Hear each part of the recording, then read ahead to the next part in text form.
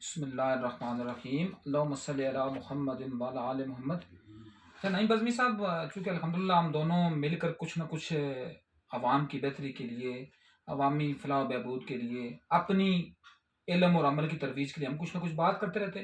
تو آج چونکہ ہم دونوں بات کر رہے تھے تو میں نے کہا چلو اس کو ویڈیو کلپ کی شکل میں دے دی جائے تاکہ سوشل میڈیا کے ذریعے، کسی دوست احباب کے ذریعے کسی بھی بندے تک بات پہنچ جائے، اور بالخصوص ان بندوں تک بات پہنچے جو انڈکٹیو لرنر ہوں، تو جن کی اپنی سوچ ہو، جن کی اپنی فکر ہو، جو اس ملک کو یا اس معاشرے کو ایک بہترین سمت میں لانے کے لیے کوئی بھی تحریک یا محرک کا رول پلے کر سکیں۔ تو چونکہ آج کل ہمارے ملک کے حالات اس نیش تک پہنچ چکے ہیں جی، کہ بچپن میں ہم سنتے تھے کہ یہ جو ہوتا ہے اپنا قید کیا ہوتا ہے، قید سالی کیا ہوتی ہے، اس کے مضمرات کیا ہوتے ہیں، ہم نے سب کچھ دیکھ لیے۔ یہی قید سالی ہوتی ہے کہ جب آٹے کی لائن میں لگ کر ایک بندہ 6 بچے چھوڑ کر وہ اللہ کو پیارا ہو جائے، تو اس سے بڑی قید سالی کیا ہوگی؟ جہاں عمرا کی گندم کی ملیں، آٹے کی ملیں، چینی کی ملوں میں خربوں کے حساب سے وہاں بوریاں ذخیرہ اندوز ہوئی ہوں، لیکن ایک عام فرد جو ہے وہ ان سیاسی دلوں اور ان بیوروکریسی کی فائلوں کی بھیڑ میں، فائلوں کی نیچے اوپر کرنے میں اپنے آپ کو ضائع کر چکا ہو۔ تو میرا خیال ہے کہ اس وقت قوم یہ دیکھ لے جی کہ اب ہمارے پر اللہ کا عذاب آنے کے قریب ہے۔ تو ابھی بھی چلو ہم کسی سمت میں جا سکتے ہیں، لیکن اگر ہم یہ کچھ باتیں جو میں کہہ سکتا ہوں یا آپ کہہ سکتے ہیں، ضروری نہیں کہ سارے بندے اس بات سے متفق ہوں۔ پہلی بات تو یہ ہے بزمی صاحب کہ سب سے پہلے ہم اپنی کرنسی کی قدر کرنا شروع کریں۔ ہم پیسے میں، روپے میں تمام کاروبار کو منضبط کریں، تمام کاروبار کو پیسے کی شکل میں، روپے کی شکل میں، جو ہماری کرنسی ہے پاکستانی روپے میں، اس کاروبار کو ہم براہ راست بھی، بالواسطہ بھی، بلا واسطہ بھی اس کو منضبط کریں۔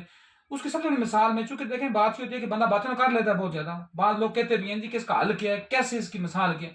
تو ابھی کی بات، آج سے تقریباً 3 سال پہلے کی بات ہے، 2.5-3 سال پہلے کی بات، طیب اردوان کے دور حکومت میں ترکی میں ایک بہت بڑی قسم کا جو ہے ایک معاشی بحران بھی، دفاعی بحران بھی، اس کے بعد بین الاقوامی مافیا نے جو بحران کریٹ کیا وہ پیدا ہوا، اور اس کے بعد اس بحران سے بہت حد تک کیا مطلب اس سے مکمل طور پر انہیں چھٹکارا بھی حاصل کیا۔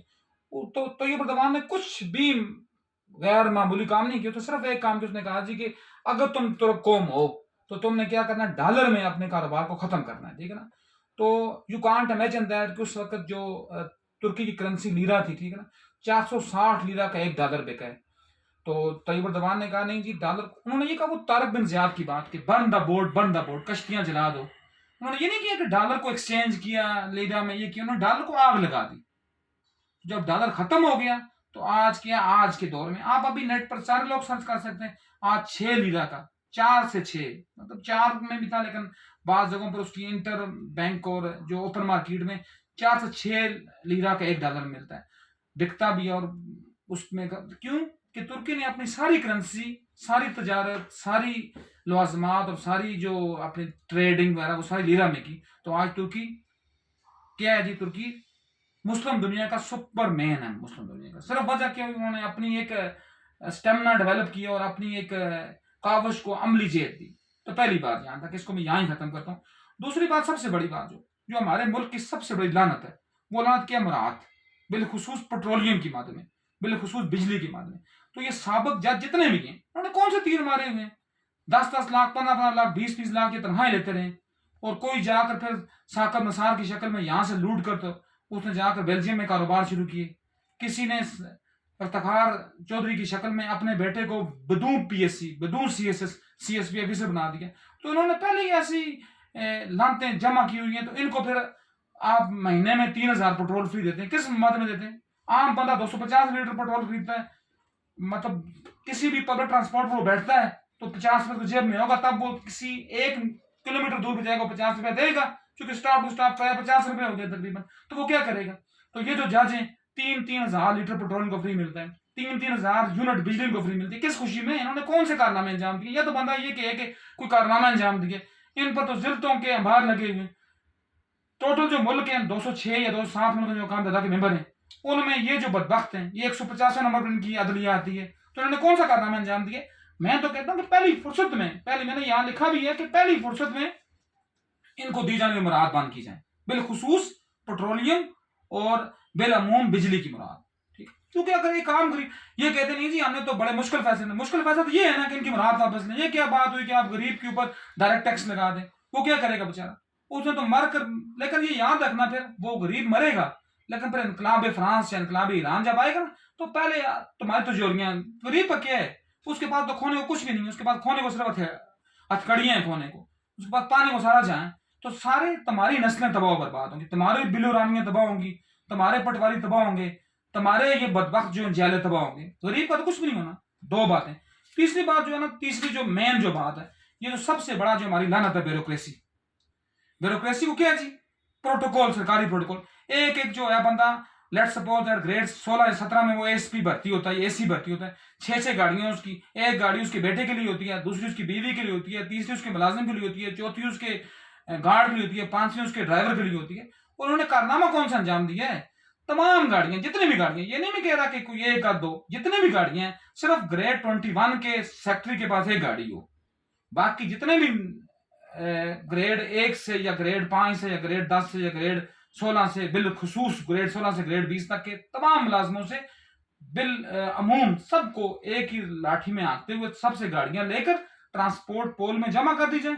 وہاں سے ان کو نیلام عام کیا جائے, ان کو سب کو پرائیویٹائز کیا جائے اور پھر ان جو سرکاری کارندوں کو ان کو ٹرانسپورٹ الاؤنس دیا جائے جو ان کے ایک لم سم اماؤنٹ ہو, 5,000 ہو, 10,000 ہو, 15,000 ہو, جس کو یہ پورا مہینہ گزاریں اور یہ پرائیویٹائز گاڑیوں کا استعمال کریں.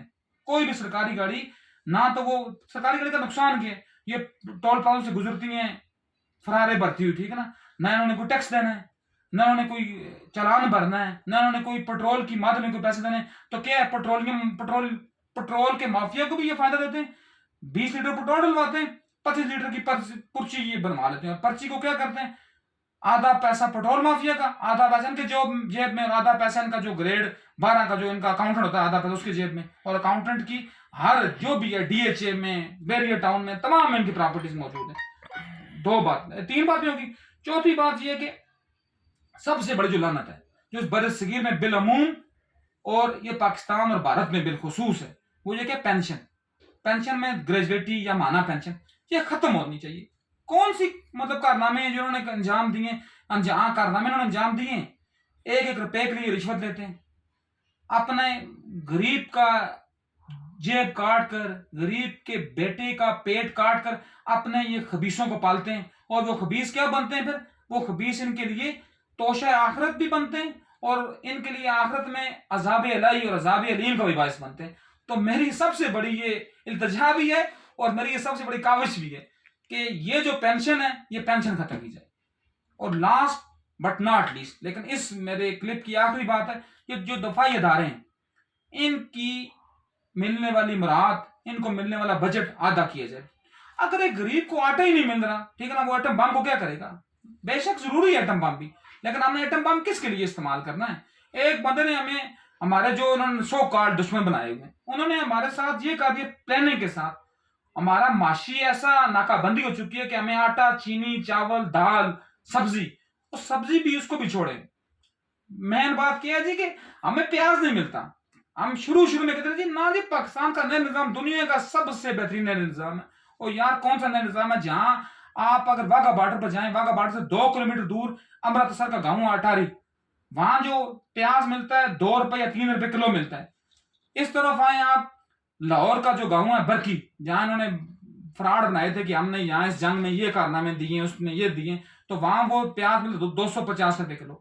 تو اس کے لیے ضروری کیا ہے کہ آپ یہ ساری ہاؤسنگ سوسائٹیاں, کیا بیریئر ٹاؤن کا ملک ریاض یا کیا ڈی ایچ اے کے یہ جو سابق جرنیل ہیں, ان سب کو الٹا لٹکائیں اور ان سب جو سکیمیں, جو رہائشی سکیمیں, ان پر کاشتکاری شروع کریں. کیونکہ کسی بھی قید سے, کسی بھی معاشی بدحالی سے نکلنے کا سب سے بڑا ذریعہ ہوتا ہے اس ملک کی جو پوٹینشیلٹی ہوتی ہے. ہمارے ملک کی سب سے بڑی پوٹینشیل زراعت ہے. آپ زراعت کے اوپر زور دیں تو انشاءاللہ نہ آپ کو IMF کے پاس جانا پڑے گا, نہ آپ کو سعودی عرب کے پاس جانا پڑے گا, نہ آپ کو کسی UAE کے پاس جانا پڑے گا, اور پھر وہ آپ کے اوپر کیا کریں گے؟ اپنی پالیسیاں نافذ کرتے ہیں. تو میری اس پیغام کے ذریعے سب سے یہی بات ہے کہ جہاں تک میرا پیغام پہنچ سکتا ہے کہ آپ نے سب سے پہلے یہ سکیمیں, جو ہاؤسنگ سکیمیں, ایک جرنیل ریٹائر ہوتا ہے اس کو 20,000 گز کا پلاٹ, میں یہ مثال کہہ رہا ہوں, ٹھیک ہے نا, اس کو پلاٹ مل جاتے ہیں, ایک جنرل ریٹائر ہوتا ہے اس کو پلاٹوں میں انبار لگ جاتے ہیں. یہ ہاؤسنگ سوسائٹیاں بالخصوص پورے ملک سے یک جنبش قلم ختم ہونی چاہیے اور زراعت پر زور دیں گے انشاءاللہ ہمارا ملک ترقی بھی کرے گا اور ہم پروگرس بھی کریں گے. وما علینا الا البلاغ المبین.